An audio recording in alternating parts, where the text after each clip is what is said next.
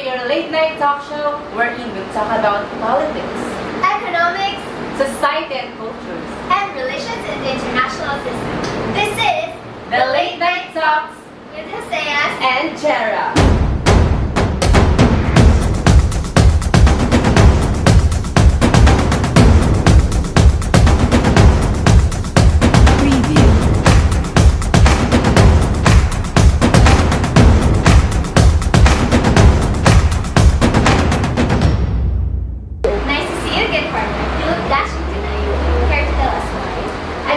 Same for you, partner. Well, our guests for tonight are well-respected analysts in our country.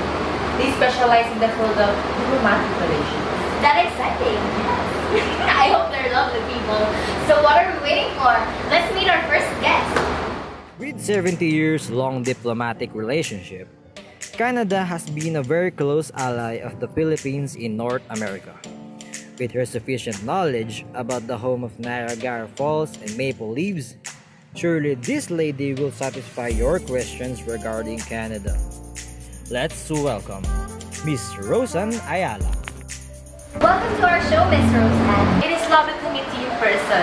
I heard a lot of things about you. Good things, I hope. It is. Let's cut through the cheese. So Canada, let's know about the basic things first. Where is it located in North America?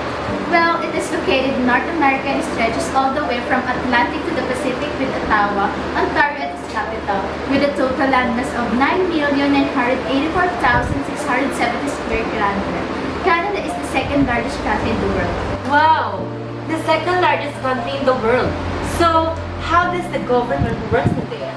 What type of structure do they have? The government of Canada, formally referred to as Her Majesty's Government, is the federal administration of Canada, which is the federal parliamentary system under a constitutional monarchy.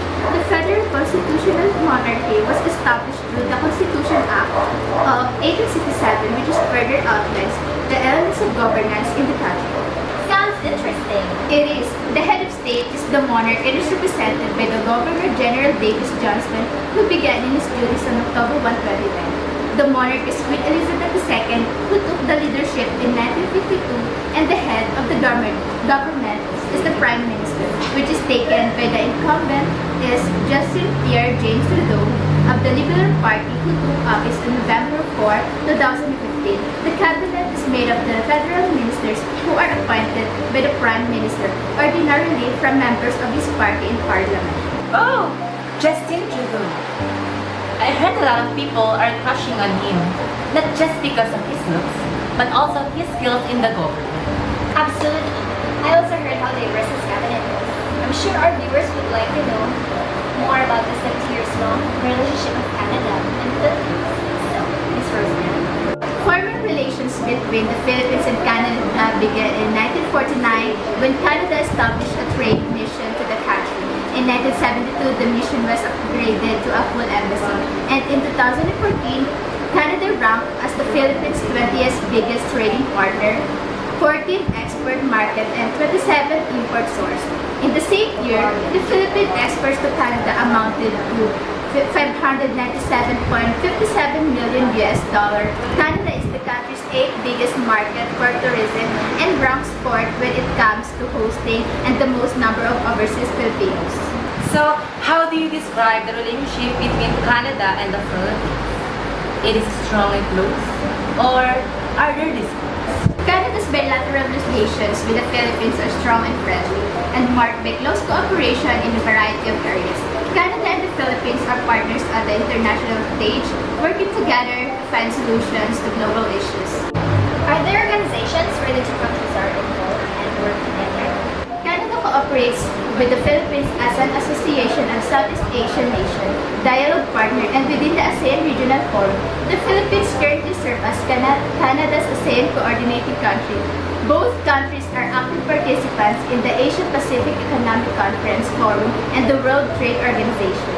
So in 2016, Canadian merchandise exports to the Philippines were 626 million Canadian dollars, while Canadian merchandise imports from the Philippines were about 1,355.1 million Canadian dollars.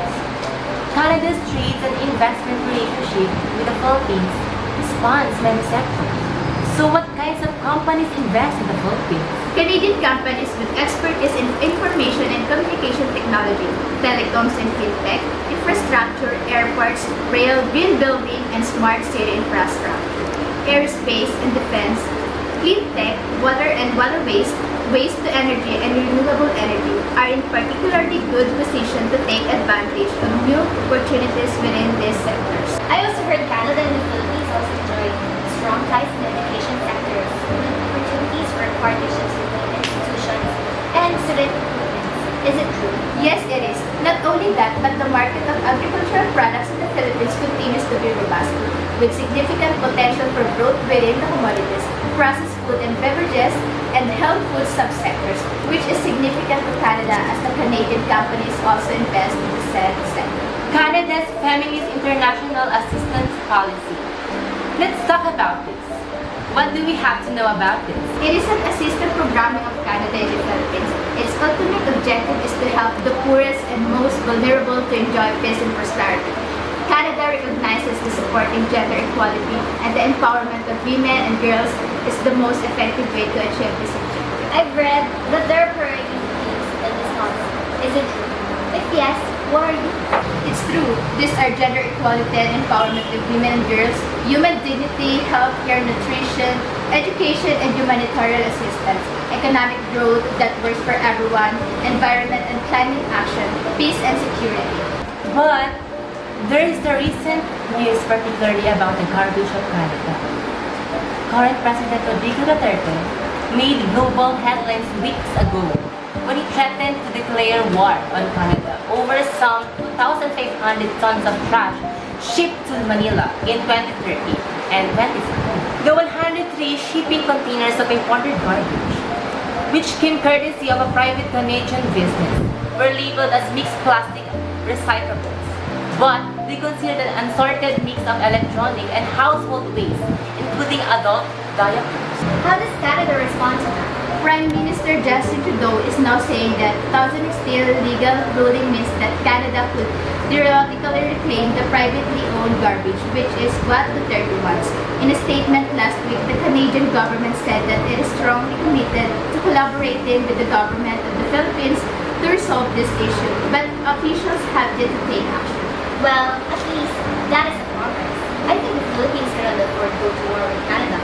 We hope the government of both countries will come to a certain agreement that would not jeopardize their relationship. It will be the best thing to see 70 years of diplomatic affairs to go crumble and go to waste over an issue that would be fixed over proper discussion.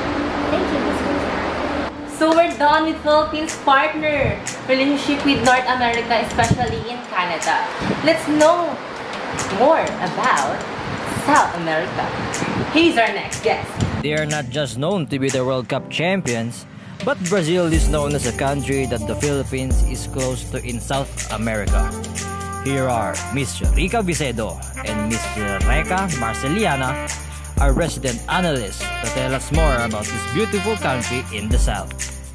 It is nice to have you ladies back on our show. How are you? Absolutely fine. Recca and I were just talking about how excited we are to be back, especially that we are going to discuss about our favorite country in Latin America. Love that, partner. I love countries in the South. Reminds me of pageants. But tonight, we're not going to talk about beauty pageants and how Brazil contestants performs in the contest and rival the Filipino beauties that we stand. Instead, we're going to talk about the diplomatic relationships. Right, partner? You're positively right, partner. So let's start with the basics. Brazil is said to be the largest country in both South and Latin America. It is also said that the world's fifth largest country by area and the fifth most populous, with 3.2 million square miles and with over 208 million people respectively. What do we have to know more about Brazil? To start off, Amazon River is located in Brazil. Amazon River basin includes a vast tropical forest, home to diverse wildlife, a variety of ecological systems, and extensive natural resources spanning numerous protected habitats. This unique environmental heritage makes Brazil one of 17 mega-diverse countries, and it is subject of significant global interest and debate regarding deforestation and environmental protection. Wow! In the government side, how is the government structured there? The government of Brazil is considered a federal representative democratic republic under a presidential system. Under this system, the president is both the head of the state and the head of the government. Multiple political parties are represented throughout the government and its administration. The administrative organization of Brazil includes the federal government, states, federal districts, and municipalities, which is a bit similar to the Philippines without the federalism principle, of course. Speaking of, I read that the president of Brazil is elected by general population to serve a 4-year term limited to consecutive terms. Yes, however, a president who has served 2 consecutive terms may only run for office in the future with a lapse of 4 years. The president also represents Brazil in international affairs. Well, I heard the election concluded last 1st of January 2019 with Jair Bolsonaro winning as the 30th and current president. We send our congratulations. So now let's jump with the Philippine relations with Brazil. When did it start? Official diplomatic relations between the Philippines and Brazil were deemed to have been established upon the recognition of Philippine independence in July 1946. Succeeding that, on 16th of September 1965, Ambassador S. Carlos Tan opened the first Philippine chancellery in Rio de Janeiro, Brazil's former capital. But on 1st of September 1973, the Philippine mission transferred to Brazil. Notable visits of high-ranking of officials in both countries are recorded. Can we name some of them? Of course, Philippines official like former President Roy Arroyo visited Brazil on 23 to 25 of June year 2000, together with the DFA former Secretary Albert G. Romulo, former DTI Secretary Peter Favilla, former Agriculture Secretary Arthur Yap, former Secretary of the Department of Energy Angelo Reyes, former Social Welfare Secretary Esperanza Cabral, and of course the late Senator Mayor Defensor Santiago. On 4 to 12 of July 2015, Philippine officials visited Brazil to study the zero hunger strategy, which largely reduced malnutrition and poverty in Brazil.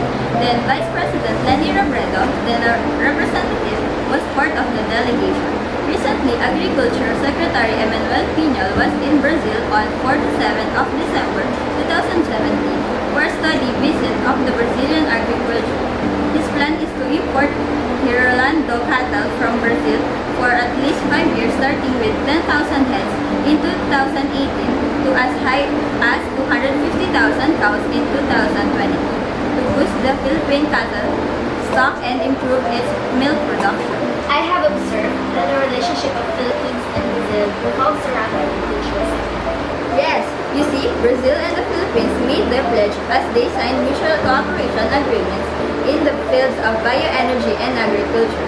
The two countries committed themselves to take the necessary steps to implement the signed Memorandum of Understanding on Cooperation in Agriculture and the Memorandum of Understanding on Bioenergy Cooperation. The Philippines and Brazil signed 6 Memorandum of Understanding and agreements on the development and production of renewable energy and agriculture cooperation. It intends to facilitate technical cooperation on the production and use of biofuels, particularly ethanol, and promote the expansion of bilateral trade and investment in biofuels. Bilateral consultation mechanism. What is it for? September 3, 2018, the Republic of the Philippines and the Federative Republic of Brazil convened the 4th Philippines-Brazil Bilateral Consultation Mechanism meeting in Makati City, Philippines. A wide range of important issues was covered, including the political developments in the respective countries, trade and investment, agriculture and bioenergy, judicial and technical cooperation, and combating human and drug trafficking. How do both countries view this bilateral consultation mechanism? Well, they view this in a similar perspective. The Philippines and Brazil discuss significant regional and global developments and how both countries could take advantage of opportunities that these developments present. Both countries expressed dissatisfaction and recognized the importance of convening regular bilateral consultations to ensure sustained closer collaborations in the context of regional and international cooperation. They also sides reaffirmed the importance of the bilateral consultation mechanism in providing a platform for exchanging views on issues of mutual concern, reviewing the implementation of existing agreements and projects, and exploring new initiatives aimed at expanding and deepening bilateral cooperation.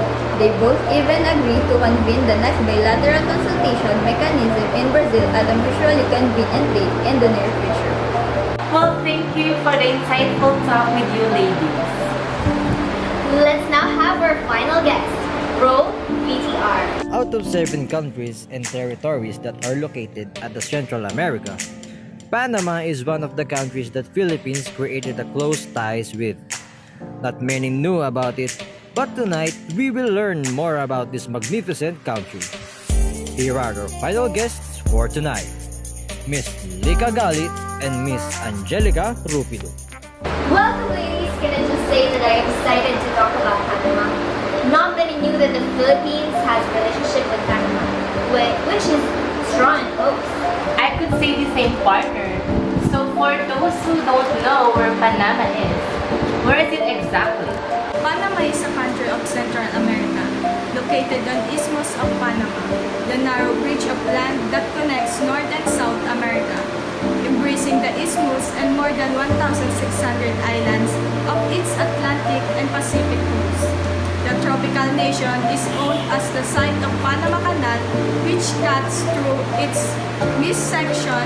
It is equally well known as its natural beauty for its diverse plants, animals, life, including hundreds of birds and tree species, and its vibrant music and culture. And the government structure, is it similar to the Philippines?